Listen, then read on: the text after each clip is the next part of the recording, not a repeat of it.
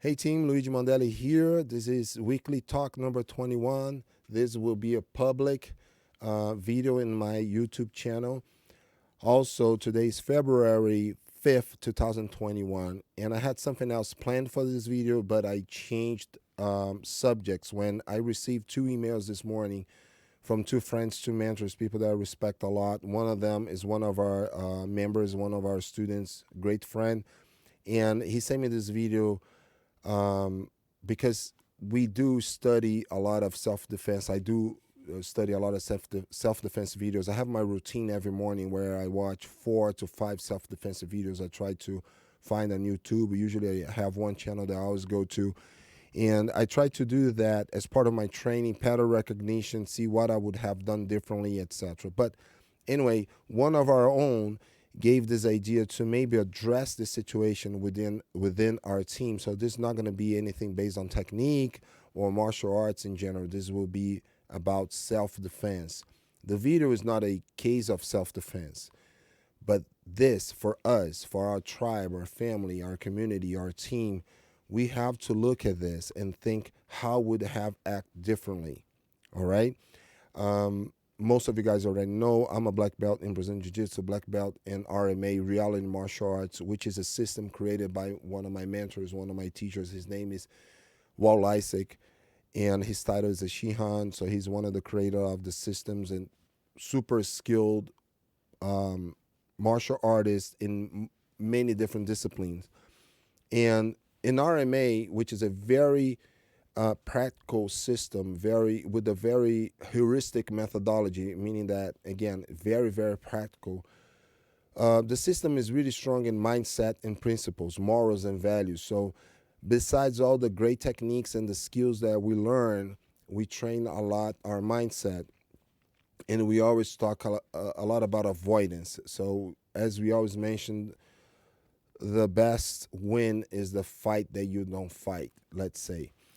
Now, one of the biggest things also in RMA, we always mention that we never fight over our belongings or property, let's say, but we would always fight for our life and to protect our lives and our loved ones. So we need to know and understand the spectrum of violence and all different types of violence.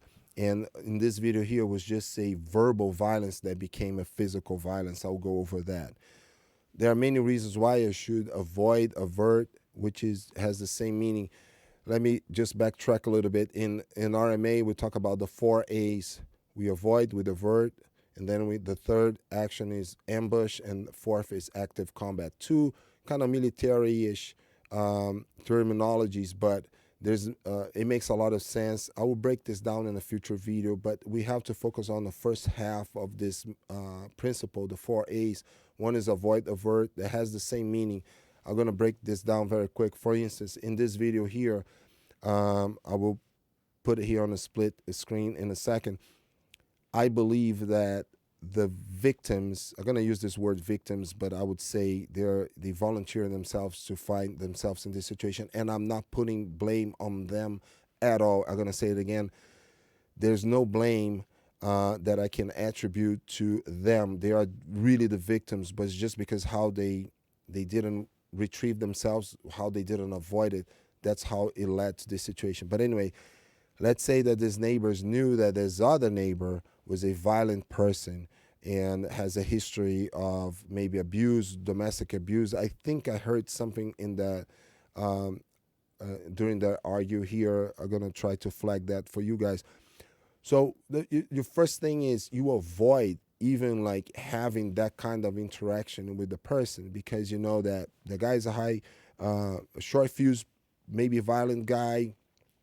There's some weird things like about him, so you avoid even having that interaction. But now that you started that interaction and it was a bad interaction, you have to avoid escalating, avoiding letting things like get too heat up. And again, we never know who's carrying a weapon. We never know who is even like willing to engage in an unarmed confrontation, but taking to the very end. Because remember this, any confrontation can become deadly. It could be a bar fight, but unarmed. But then people start striking, grappling, whatever, and an accident happened, and somebody can end up dead. So is it worth it? No. Is it worth it over words because somebody called your wife something, or somebody called your girlfriend something, or boyfriend or husband? Or no, I don't think it's worth it. Now, if it's a case where I need to save my life and save my wife and save my daughter, save my mom, save my sister, there's a whole different story. And we just need to work to stop the threat, and that's the biggest thing. And another reason why we should do everything we can as law-abiding citizens, as good people, to avoid this type of confrontations, because we have to think that a self-defense situation never ends at the moment that the fight ends, the confrontation ends. We have the second, third order of effects, which includes like, well, you will have to call the police, you will have to file a report, you might end up in handcuffs and sent to jail until the police finishes the investigation, a preliminary investigation, and you have to call your lawyer will have to help you draw a statement, and you might, maybe you'll have to go to court to defend yourself. So see, it could be a small little thing, just a say a type of aggravated assault. You guys are fighting in a bar or something like that, it could become deadly. You could pose, or in either way, you could be the victim or the other person in something that you do that provoke a serious, grave bodily injury, right? And now you're going to have to face the consequences. So think about that. If I can avoid going to that bar where there always, we know that there are fights happening every weekend.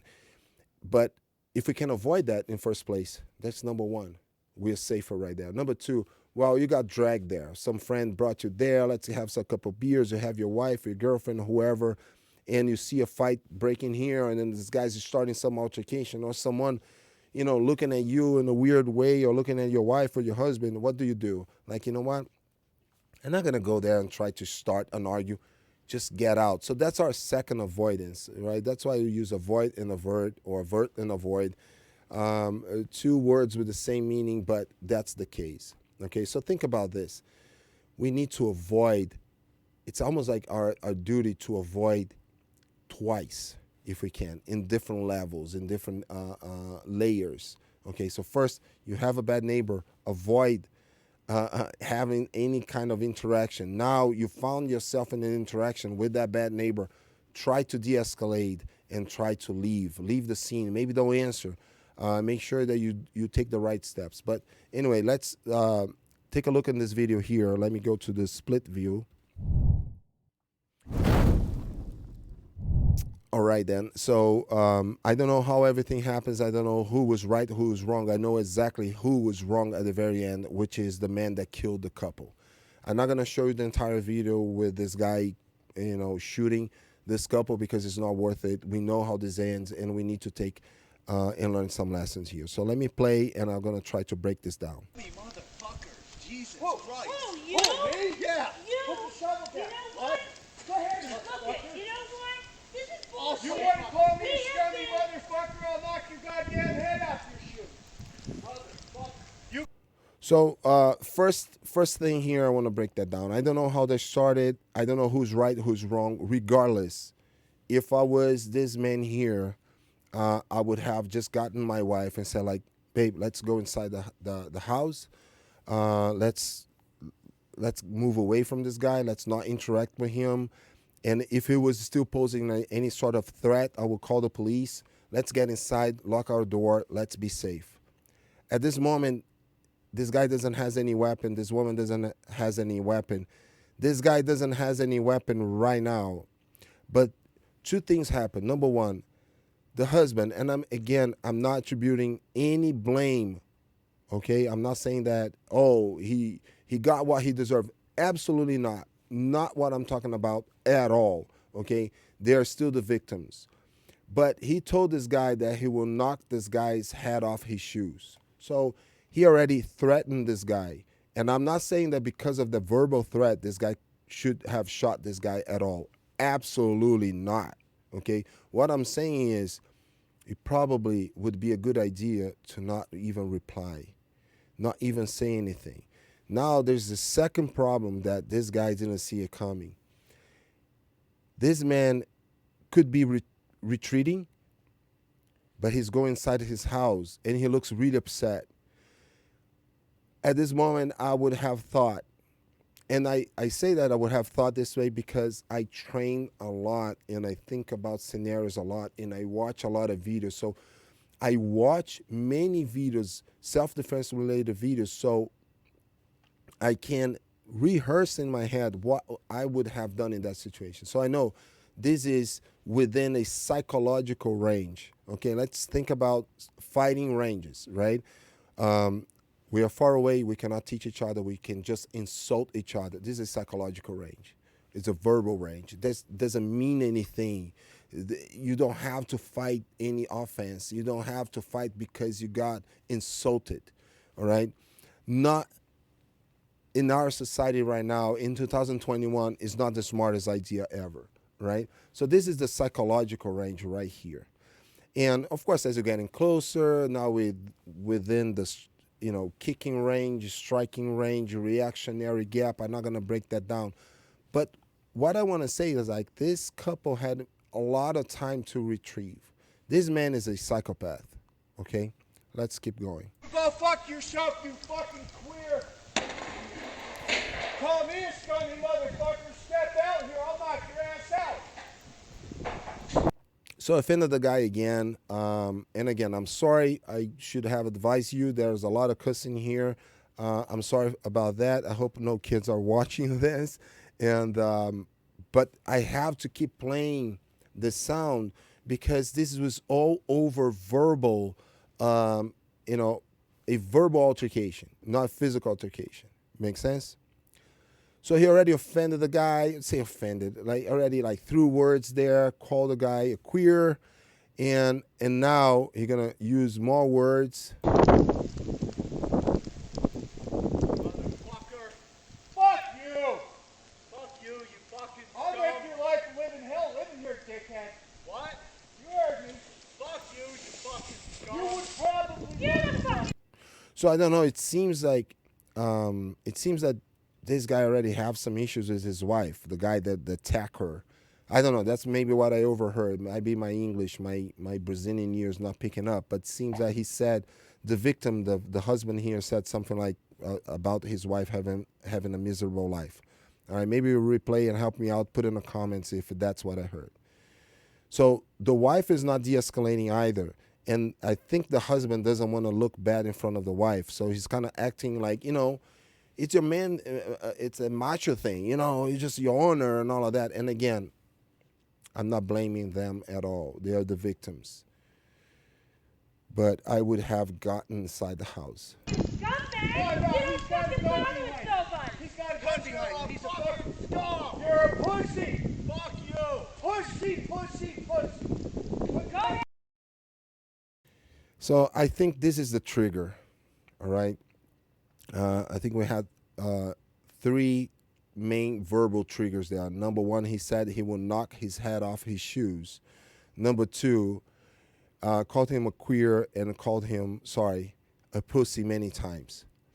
All right, so he's undermining this manhood, let's say, okay? And again, guys, I'm saying this because of the nature of this situation, the nature of this altercation.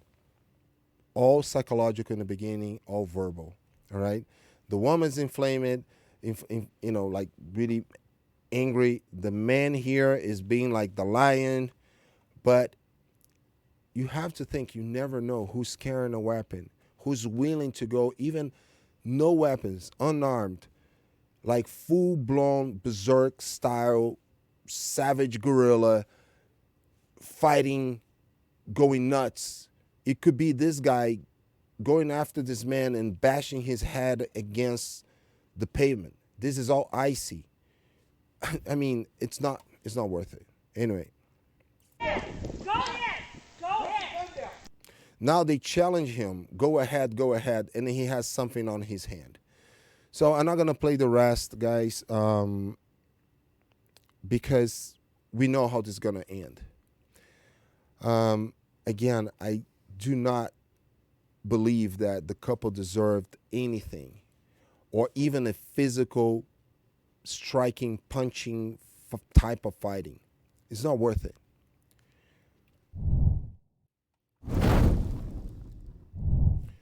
I watched this morning and it ruined my day. It really ruined my day. 2 people probably dead. I want to say they got killed by a man that got challenged verbally by this man, this husband.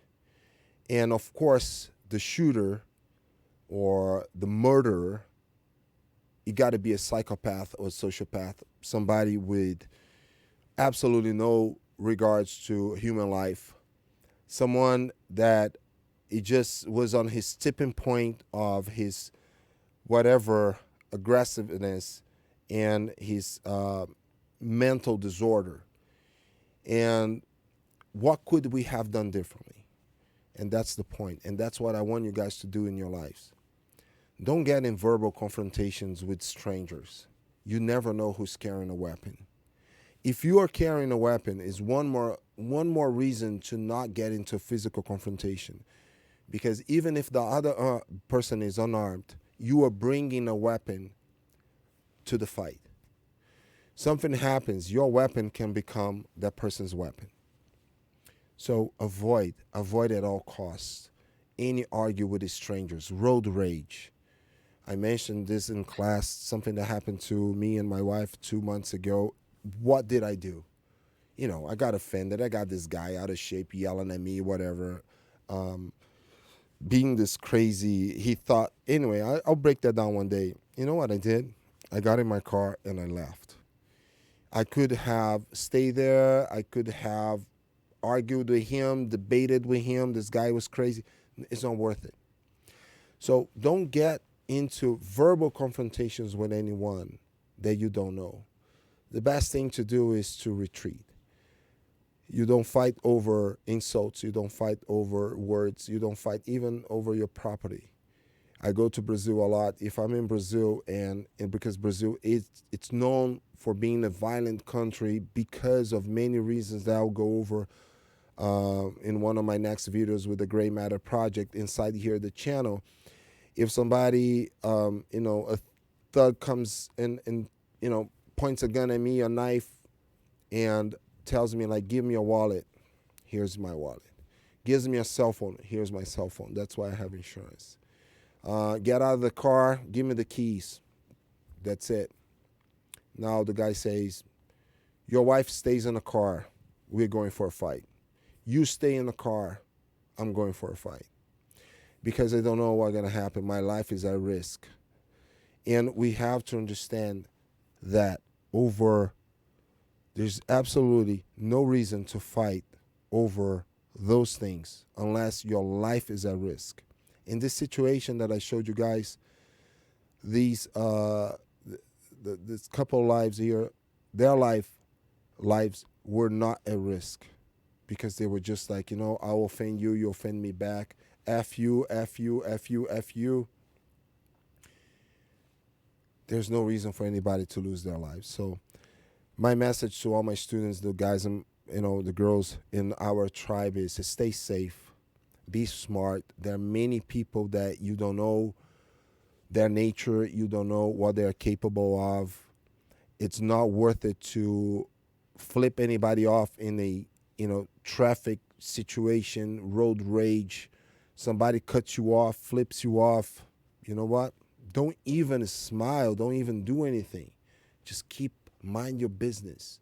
And maybe if that person starts chasing you, call the police, find another way, move out of your route and take another route. If you are at a bar and some dude wants to start a fight with you, protect yourself, have your hands up. Try to de-escalate. Use your words to just de-escalate. Hey, I'm sorry, man, if I bump into you. Hey, I'm sorry if I spilled your beer. Let me pay you another beer. You're not being weaker. You're not being a less of a man or less of a woman if you act like that. Because at the end of the day, the most important is to go alive back to your family, to your kids, is to not see your loved ones suffering because you engage in a confrontation and somebody else paid the price. We are living in a very weird time. And all I want you guys to do is to be safe, to be smarter, to train, to be able to defend yourselves, to know different tools. When it comes to martial arts, striking, grappling, wrestling, all the different dimensions of martial arts, and adding to that different non-lethal tools. It could be a pepper spray. Research, look for the good ones. Look at my Amazon store here. I recommend one that I carry every day. And maybe think about, well, if you need to protect your family in your home, what's your game plan? Do you have a game plan? Do you know where to go? Who makes a phone call? Who will grab a weapon? Is there a weapon involved? Do you want to get a weapon? Do you want to get trained in any type of weapons for a situation that can go deadly, and in a situation that you need to defend your life? So that's the biggest thing. But other than that, de-escalate, avoid, don't get into verbal confrontations with anyone that you don't know. That's my message for today. I tried to keep it short, but we need to make a little breakdown. If you guys have any questions, any comments, anything you guys want to pick as far as my mindset, my principles, things that comes from RMA, from the guys that I train with, Kyle DeFore, I'll put the link there. Bill Raper, put the link there. Everyone else that I train with, just let me know. I'm happy to answer any questions. If you agree or disagree, we can debate in a civil way. Put it in your comments. And don't forget to subscribe to my channel. And I'll see you soon. Bye.